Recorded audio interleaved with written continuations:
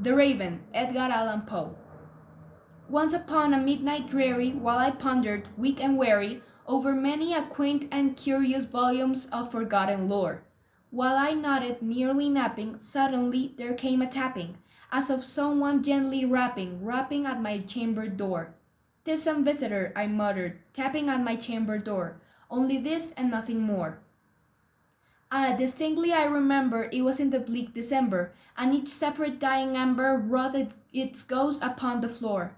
Eagerly I wished the morrow, vainly I had sought to borrow from my book's surcase of sorrow, sorrow of the lost Lenore, for the rare and radiant maiden whom the angels named Lenore, nameless here forevermore.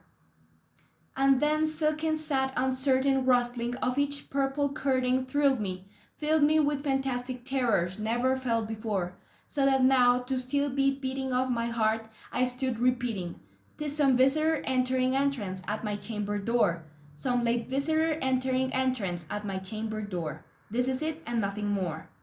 Presently my soul grew stronger, hesitating then no longer. "Sir," said I, "or madam, truly your forgiveness I implore. But the fact is I was napping, and so gently you were rapping, and so faintly you were tapping my chamber door, that I scarce was sure I heard you. Here I open wide my door.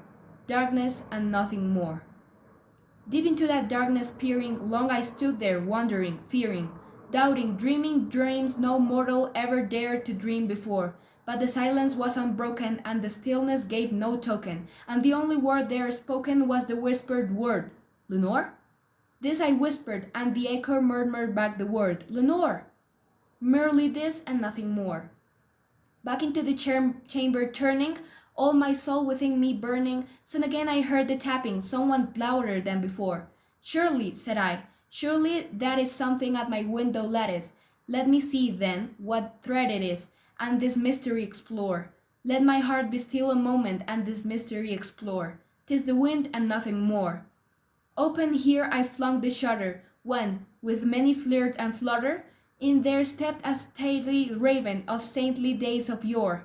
Not the least obedience made he, not a minute stopped or stayed he, but, within mien of lord or lady, perched above my chamber door, perched upon a bust of Pallas just above my chamber door, perched and sat, and nothing more.